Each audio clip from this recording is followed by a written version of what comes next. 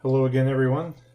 Um, Picking up kind of from where we left off last class. Last class we looked at combinatorial logic gates that everyone's should be already familiar with, but maybe using them in a bit different way that is maybe less obvious to manipulate bits, to force bits to be high, to force bits to be low, or to selectively invert bits. Kind of following up on that theme, I just want to cover off one more type of manipulation of bits that's very common, and that is the adding of bits.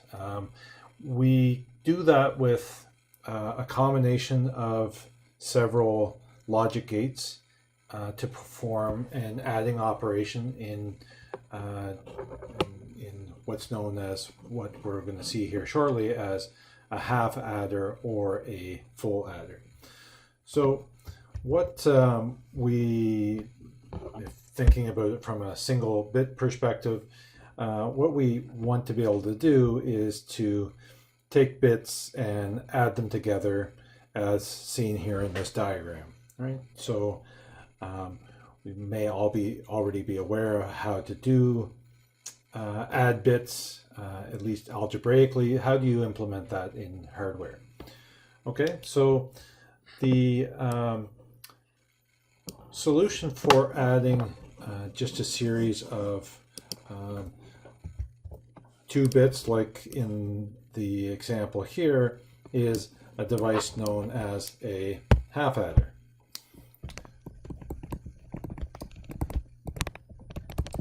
Okay, so a half adder has 2 inputs and 2 outputs. It's created using an XOR gate to produce the summation bit. So this being the sum bit, that will create the sum output, and the carry bit is generated through an AND gate to generate this carry bit, which would normally be carried to the addition of another column of bits if they so existed. Okay, so and we can walk our way through an example to see how this works. If we had a 1 on input A, a 1 on input B, while the XOR would see 2 bits of the same value, it would produce a 0 output, as we see here. A 1 and a 1 applied to the input of an AND gate would produce a 1 on the output, as we see here. Okay, and you can test it for the 4 different scenarios shown here and prove to yourself that that works as expected. But what if we want to add a sequence of multiple bits, and how does that work? Okay, so multiple bit arithmetic, a half adder doesn't provide everything we need because we have no input for that 3rd bit, right? So if we had another column, so just let me give you an example here. I'm just pulling examples from the textbook. If I take this example and we try to perform the addition, the bit by bit addition, column by column, the half adder is not going to provide everything we need, right? If I focus on this first column here, for example, a 1 plus 1 in binary is going to give us a 1, 0. So we are going to get a carry bit that needs to carry over to the addition on the next column. Okay, with the half adder that's shown here, we don't have an input. We have no means of feeding that carry bit in to that next column of addition. Okay, so we need to expand our adder circuitry to what's known as a full adder. Okay, and the full adder gets a bit more involved, and I'll grab again the example from the course notes here.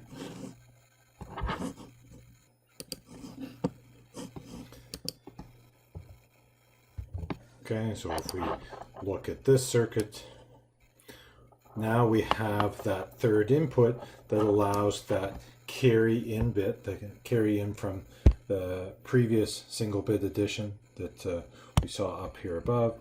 We have a spot to feed that into. Okay, so again, you can we can put some test data in here to see if this works. Let's try with this column here. I have circled in orange, which has a carry in bit of 1, an input, if we assume that this is the A input and this is the B input. Let's see, B is also 1. Okay, now I'm showing a 3 input XOR gate here. The 3 input XOR gate produces a high at the output if we have an odd number of highs on the input. Okay, so we would get a high on the output here. The input of all my AND gates here, I've basically I've got 1 and a 1 here. I've got a 1 and a 1 here, 1 and a 1 here. That produces a 1 on any one of those outputs. That creates a 1 at my of my output of my carry bit, which is what we would expect if I added 1 plus 1 plus 1 together in binary. Should produce a value of 3, which is 1, 1. So I would get my value of 1 here from my sum. Oops, maybe go this way. And my carry bit would get carried over to the next column. So when I did that summation, it would be correct. Okay, that's one implementation of a full adder.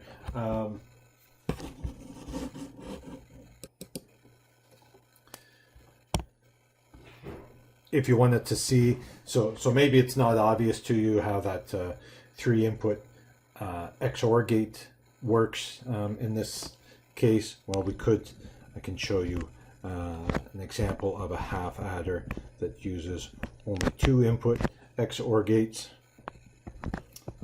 Just give me a second to draw this out. Okay, so with my second iteration of my full adder here, maybe you can appreciate how it works a little more simply.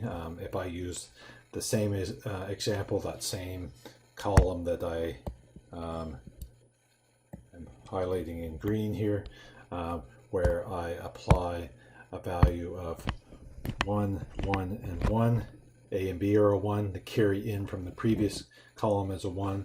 So my XOR gate sees 2 bits the same, it'll generate a 0 at the output.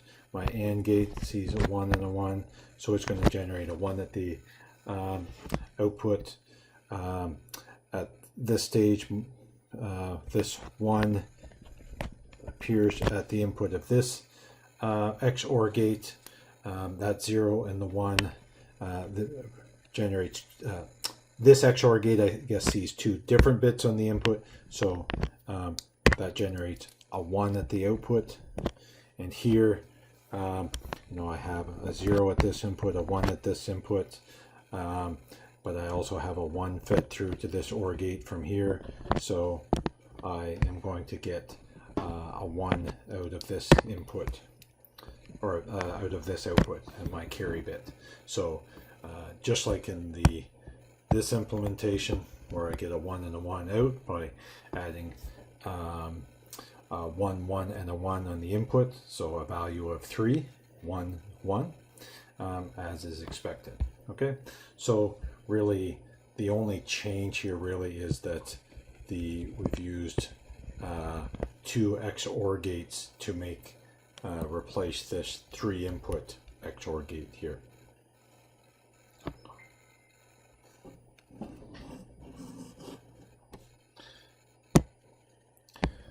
Okay, we're going to keep revisiting these different types of combination of gates to be used as building blocks towards what will become our computer, our ALU in some cases of our computer, and the various building blocks. So that's what we're working our way up to. One other thing I guess we should talk about right now maybe is hexadecimal, and I want to talk about it now. It's going to come up later in chapter 6. We'll talk about different number systems and different means of representing multiple bits, but hexadecimal is used extensively, and we're going to use it in the lab very soon, so it'll be important for you to understand the hexadecimal notation. So we often, as you can see above here, just representing even a value of 10 required 4 bits, so 1010. So it's using binary values or base 2 values to represent numbers in a digital system is very time consuming, it's very space consuming, so we often find it desirable to use hexadecimal to represent our data.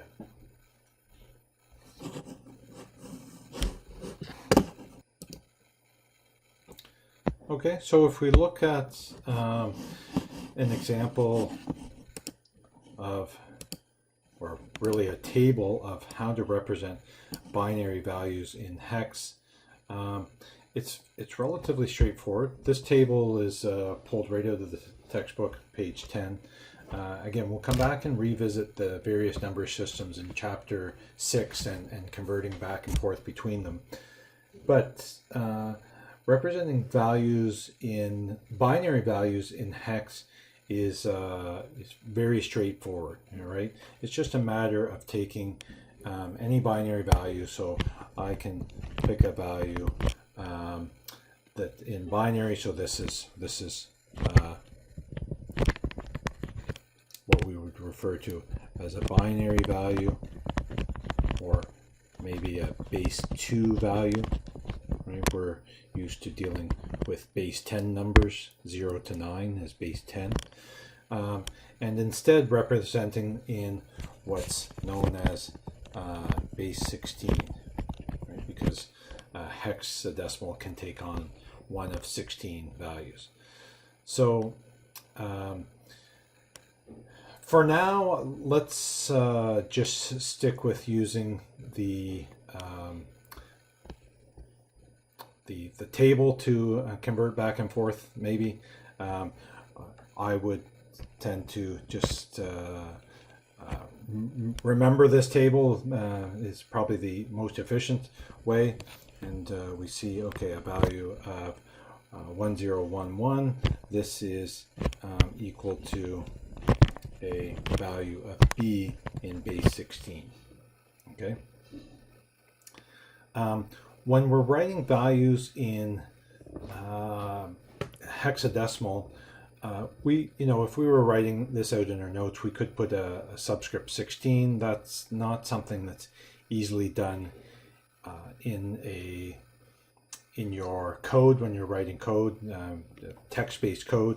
So what's often done is that to represent a value in hex, we put a 0x in front of it, and that 0x signifies that the value that follows is written in base 16 or in hexadecimal. Okay.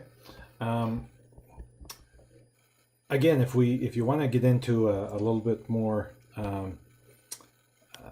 detail about how you convert back and forth between these number systems, you can refer to chapter 6, but we'll come back to address that here in a bit.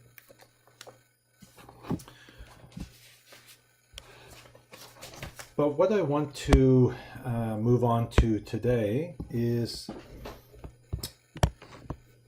to talk about, so we've talked about combinatorial circuits in lecture 1, those circuits whose output depends on whatever the state of the input is, whatever the combination of the states of the input. Now I want to look at sequential circuits.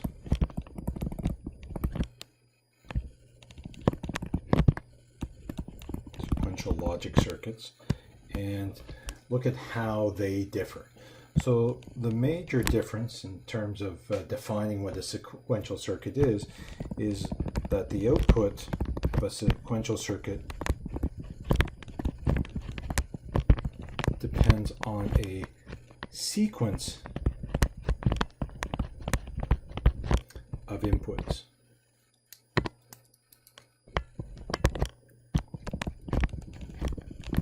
Okay, so suddenly we have time that becomes a factor here. Okay, and timing matters. So again, these are devices that I think most of you are probably already familiar with from the digital logic course. The common types of sequential circuits are flip-flops and latches. Okay, so the output depends on not just the current state of the inputs, but also the sequence that the inputs changed in.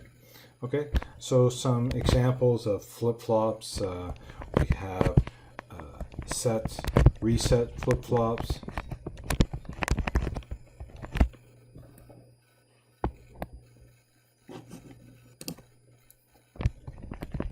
which are more oftenly known as just an SR flip-flop.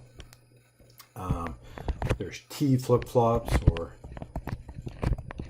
toggle flip-flops, JK flip-flops, and the one that we're going to focus most of our time on will be a D flip-flop, D standing for data. Okay, and again, as I said, latches. So if we focus just on the flip-flops for a second,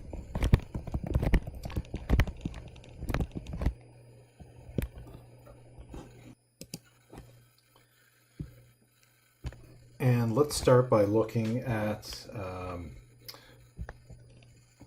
let's maybe look at a D flip-flop.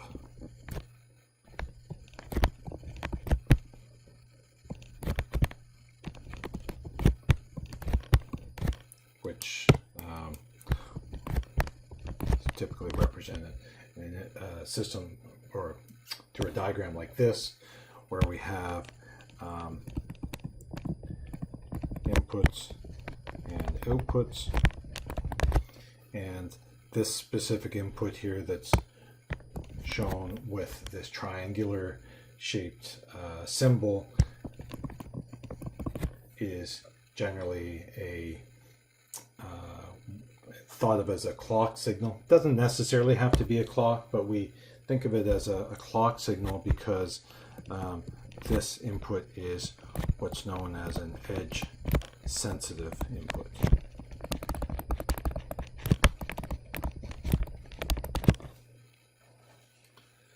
Okay, and of course we, as listed above, we can have various different forms of flip-flops, JK flip-flops,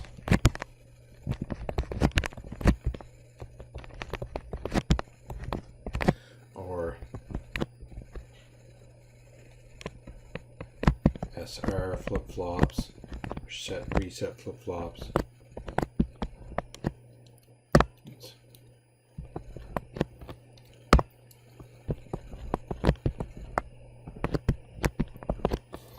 Okay, let's focus on the SR flip-flop for just a second and look at a timing diagram for this flip-flop. Okay, so timing diagrams you'll see are presented in the notes on in chapter 1. They start to be introduced on page 11 of the notes. And timing diagrams are something that we're going to talk about a fair bit about. And they play an important role, and it's important that you're able to represent your timing diagrams accurately. So maybe before we get into the SR flip-flop, let's look at a timing diagram for a simpler device, that being just a simple inverter. Okay, so if I paste the timing diagram, example from the textbook for a simple inverter, if we assume an ideal gate, we see I'm showing a two plots of what the input is doing and how the output is behaving in response to that input. So we're back here to combinatorial type logic gates, so the output changes as a result of what's going on in the input, not necessarily based on the sequence. Okay, so in this case, ideal because my output changes at the exact instant in time that my input changes. Okay, so that input immediately causes a change in the output. Okay, we and we'll talk about this a bit more maybe when we get into memory, but in reality those signals don't change instantly. Okay, in reality our timing diagrams look like this, where the you'll notice a couple of differences. The input signal does not change instantly. It's not that line doesn't instantly go from that high state to the logic state. It takes some time, right? You'll notice that it's time on this axis, so it takes some time for that to change.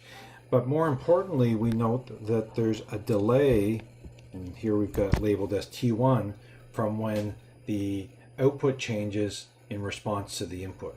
And the same when the input changes again, so we see there is some delay with the input going from its low state to its high state, and there is a time lag between when the input changes and the output changes, and we see the output also does not change instantaneously. Okay, so this would be an ideal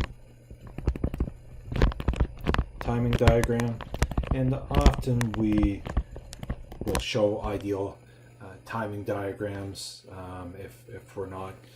if the specific timing isn't critically important, but the second case would be a real timing diagram, or maybe put better, this is a timing diagram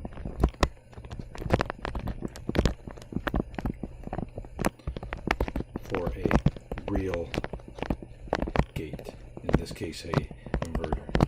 Okay, and this, I guess, to match up, this is a timing diagram for an ideal gate.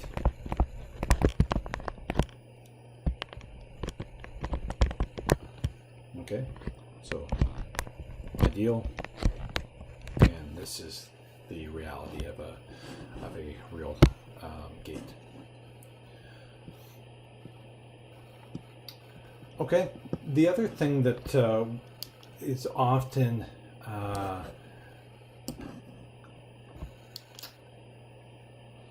represented through a timing diagram is the idea of cause and effect. Okay, so if I, again, just drawing these diagrams from the textbook, so you can find them in there as well. But here we've added to the timing diagram the circle here is representing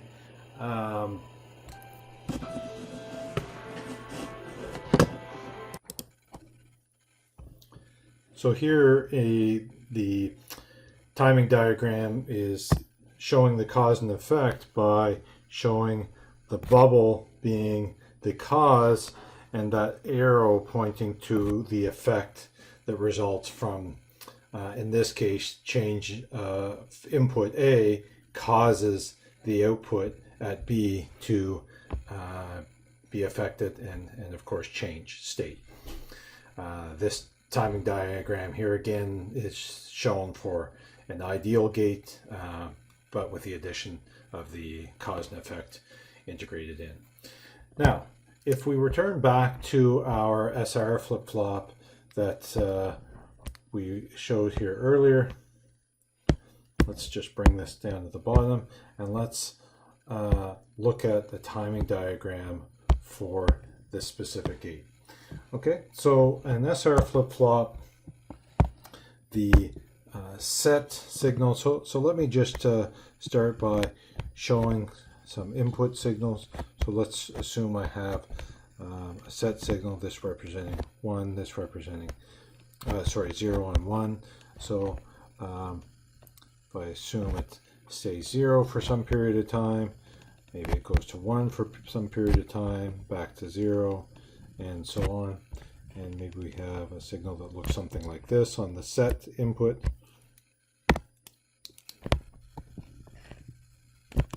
And on the reset line, okay, so this is reset where this level is 1, this is 0. I'm going to assume my reset line stays at 0 for most of the time, but then at some point it goes high before it goes back low. Okay, let's extend my set line out as well. So here we can look at what the effect is that's caused by these inputs. Okay, so I'm going to show two more lines or two more signals that represent the outputs, Q and Q bar. So this is the low and high of Q, and Q bar, where this is the low and the high state of it. Okay, so I'll have to make an assumption about these sequential logic circuits have a memory. They remember their last state. So I'm going to make an assumption that that initially this output Q was at 0, and we'll start from there. Okay, so we need to determine when something is going to cause an effect on the output. Well, in this case of the SR flip-flop, this input on the set signal going high is going to cause the effect that the output Q bar is also going to go high. Okay, so just let me clean this up here. So this caused this output, and maybe I just want to move my arrow here to show that it caused it to get to this high state. Okay, and so cause and effect.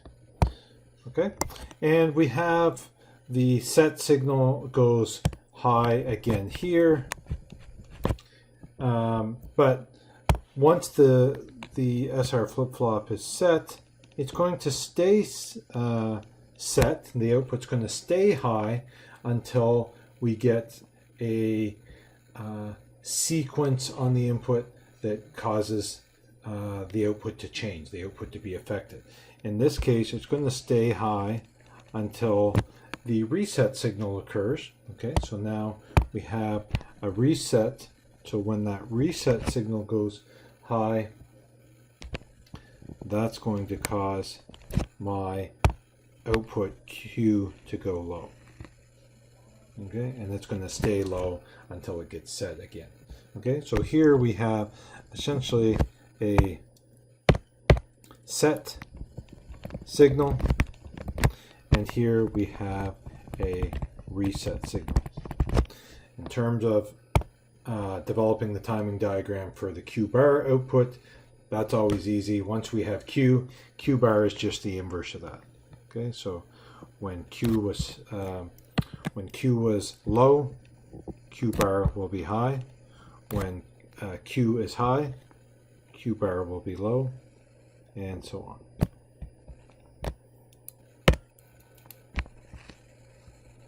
Okay, so there's our timing diagram for an SR flip-flop. Let's bring the D latch now into the conversation. So I'm going to pull a diagram again from the notes, and this diagram actually shows both a D latch on the left and a flip-flop on the right. So let's look at what the difference between these two devices is. Okay, so here we have a latch, in this case a D latch, and here we have a D flip-flop. Okay, you'll note they look fairly similar. One of the main things you may note is the enable versus the clock signal. Okay, so here we have an enable signal, and this is signifying that enable signal is level sensitive, where on this device, here's their clock symbol again, that triangle on the input, and that's signifying that this is a edge sensitive device. Okay, so those are the first two major differences here. Well, those are really the most major, maybe the only major difference, I guess. So this device, the D latch, is level sensitive.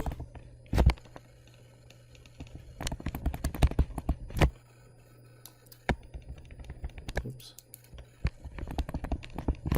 Whereas my D flip-flop is edge sensitive. Okay, what's that mean? So let's look at this with respect to a timing diagram.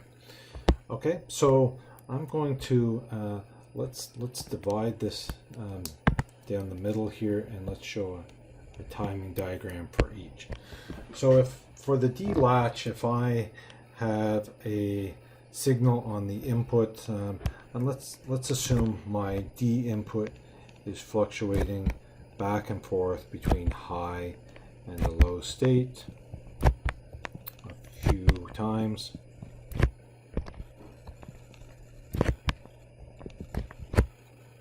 Okay, and let's assume the other input. Okay, so this is a 0 and a 1, and let's assume my enable input of this latch, let's assume that it's going to start in a high state, and it's going to go low for some period of time, and then at some point later it's going to go high, and I'm going to be careful here to show that it goes high at this point in time. Okay, so what does my Q output look like? So let's show the output Q. Okay, high and low. Well, a latch being a level sensitive device, and the E input is an enable input, and what happens when the enable input in this particular example, when it's high, it allows the input on the D signal to pass to the output. Okay, so let's see if we can show that in the timing diagram. Okay, so when my enable signal is initially high, so at this point, whatever is on my input is just going to pass directly to my output. Okay, but at this point here where my enable signal goes low, now my output is no longer impacted by my input. It no longer changes. In fact, during this period of time when my enable is low or inactive, in fact, this is when we would refer to the device as being latched. Sorry, I messed up this diagram. I've got it inverted here. Let's go back and start over. My Q should be the same as my D input, so low, then high, low, then high. Sorry about that. And then at this point, it goes high, and it stays high because my enable signal is in an inactive state and can no longer, the state of the output can no longer change. Okay, but when we get to this point where we enable the device again, now the output can actually follow the input, so Q can actually follow D. Just so happens at this point in time, the input is high again, so the output remains high. Okay, so during this period from when the enable signal is in an inactive state, when it's low, this is actually the period where the device is latched. Okay, so that may be a bit counterintuitive. We call the device a latch, but the data is only latched on the output when it's not enabled. Okay, let's compare this to our edge-sensitive flip-flop. So I'm going to show a signal D here again, and have a low and high state, and I'm going to allow it to cycle between low and high a couple of times. Okay, and I'm going to put, well, we've called it a clock signal here. I want to caution you, it doesn't necessarily have to be a clock signal. We tend to refer to it as a clock because it's the edge of the signal that we're interested in, which is generally thought to be a clock signal that's the edge of a clock signal that triggers the occurrence of an event. Okay, so I'm going to show my clock signal changing as follows.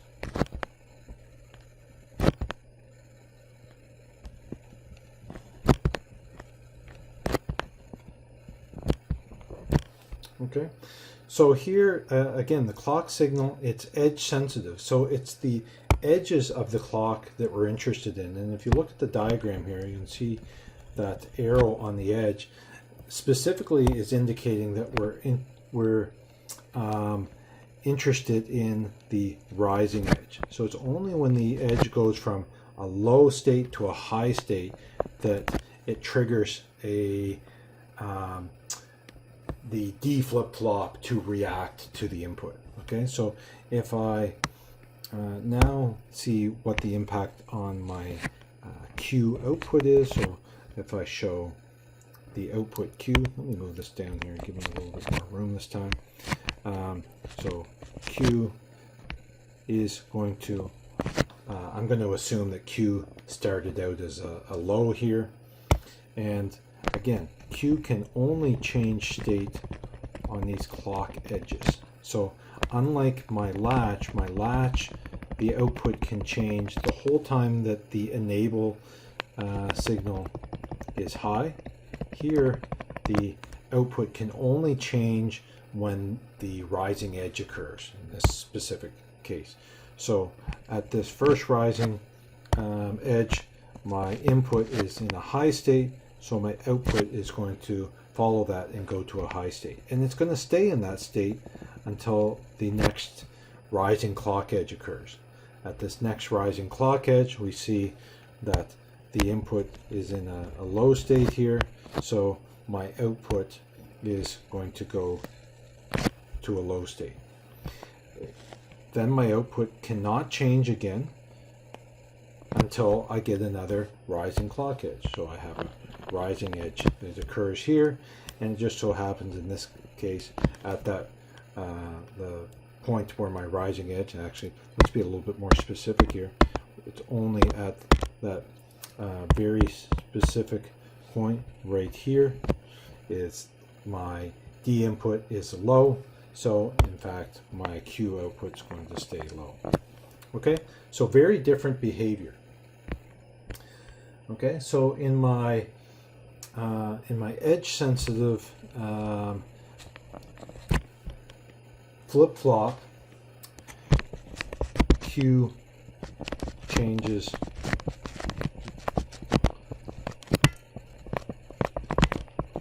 only on an edge.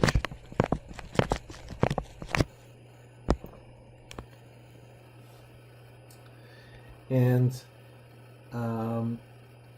we might think of that clock signal, right, and really it's on an edge of the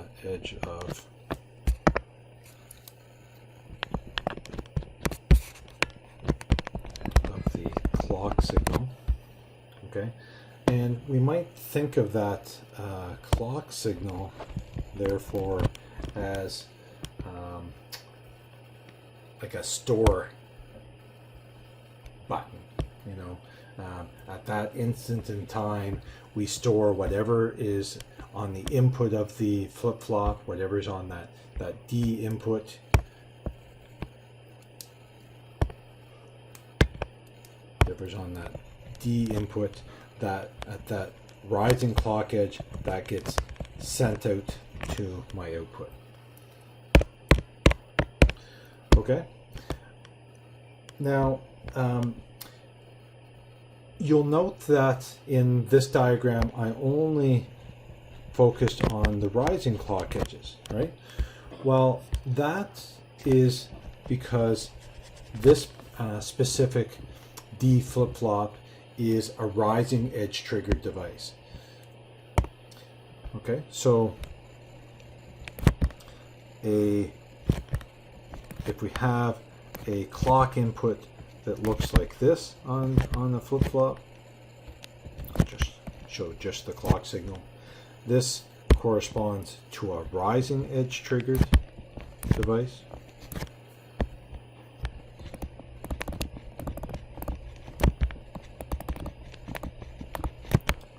Like that in the example above. Whereas if my diagram of my flip-flop or my edge triggered device had a bubble in front of that edge triggered symbol, this signifies a falling edge triggered device.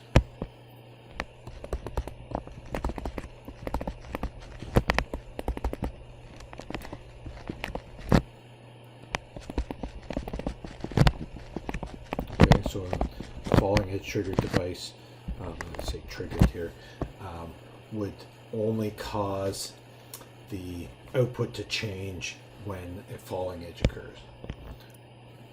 Okay, so when edge occurs, whichever edge is appropriate, rising edge or falling edge, depending on the specific flip-flop, when that edge occurs, the value of D, the D input, goes to Q. Okay, and this is maybe review for you, but it's important to understand and appreciate that. Okay, and the textbook shows the difference of these rising edge triggered devices in a diagram in figure 1.17. I'll just paste it in here. Okay, so here's a flip-flop. So here's a let me say a falling edge triggered D flip-flop, right? And here's a D latch with an active low enable.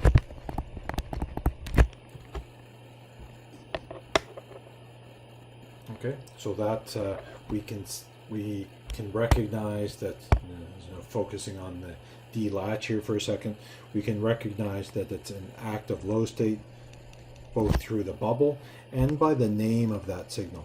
This bar over the enable label on this signal, the bar over the E is signifying that it's an active low input.